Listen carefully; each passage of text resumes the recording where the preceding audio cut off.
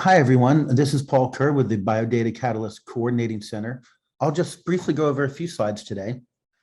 As many of you know, we officially launched and opened our doors to the public on July 20th of this year. We're thrilled that over 230 new researchers, investigators, and other community members have joined the ecosystem since then. You can see on this chart that community membership took off like a rocket upon opening our doors. Although it's tapered off a bit since then, we're confident that our community will continue to expand, especially as more features and benefits to researchers come online. In addition, we expect that word of mouth will continue to grow as researchers discuss the advantages of using the system with their colleagues and hear and read about the system in conferences and publications. And that leads us into the next slide, please.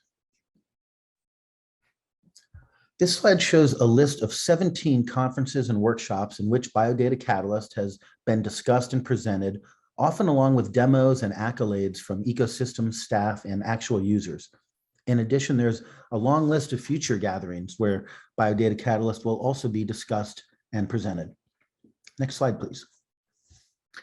And this slide highlights 3 recent publications that cited work on the ecosystem as being essential to the research and findings. These are published in the American Journal of Human Genetics, Frontiers in Genetics, and the Journal of Allergy and Clinical Immunology. 2 of these publications came from the BioData Catalyst Fellows, and one is from a top med colleague at the University of Washington.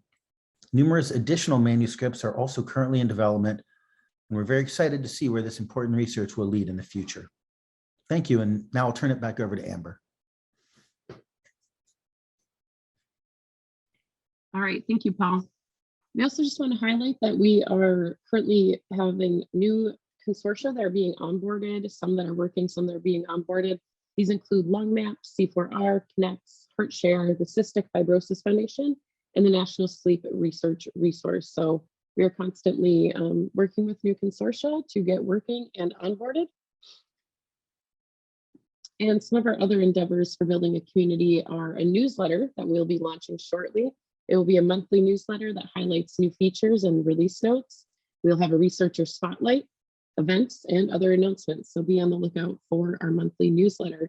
If you'd like to be a featured researcher in our newsletter, you can reach out to me. And if you have any announcements that you'd like to have in the newsletter, you can reach out to me as well. We also have a YouTube channel, if you were not aware.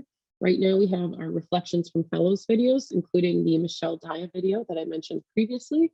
We have all of our community hours recordings. So if you ever miss a session or just want to rewatch a session, those are all on our YouTube channel. We also have recordings from events and workshops that we've been at, and how-tos and tutorials. So make sure to subscribe because we'll be adding many more videos next year. And we have an announcement that 3 of our fellows interest groups will now be opening starting in January for all users. Those groups are CWL Development, Cross Data Harmonization, and GWAS TopMed. So these were fellows interest groups. Again, if you are just a user of BioData Catalyst, you are not a fellow, these groups are now open to you. You can see the purpose for each group on this slide. If you think that these meetings are interesting and you want to go to one, even without the commitment of joining, you just want to go to a meeting and see what it's about, you can contact me for the meeting details, for more information, or if you're just generally interested in learning more, maybe talking to a chair. So my email is on this slide. I'll also put it in the chat. It's alvogt@renc.org. So again, big announcement, interest groups are now opening for all users, CWL Development, Cross Data Harmonization, and the GWAS and TopMed group. Additionally, we will be working in 2022 to establish interest groups based on the type of research that is happening. If you looked at our Easy Retro board, we are asking for the type of research that our users are conducting, and we plan on forming interest groups based on the research type. That's something that our users have said they are interested in. So make sure to add your research area to the Easy Retro board if you are interested in that, or again, you can contact me and we can talk more about that. So we're really excited about this endeavor. People getting together and talking seems like something our users are really interested in. So we're really excited to get this launched.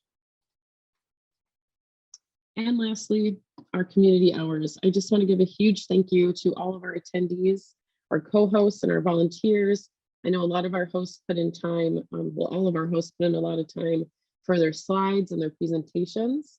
I thank our researcher volunteers that have presented at these hours. And of course, to all of our attendees and participants, you guys have been great. You asked a lot of great questions, and I hope that our topics have been interesting to you. And as I have mentioned, we have all of our previous materials on our forum. So we have recordings, slides, and notes. And if you have a PDF of this session, I've linked all of our previous materials on this page for you. And if you have not been at our sessions, just a review of this year, we had exploring and accessing data. We had a tour of the analysis workspaces. We had a session focused on cloud costs. We had our community showcase, and we had workflows with DocStore. So again, these links will lead you to the forum where you can get all of the recordings, the slides, and the notes. So very valuable materials.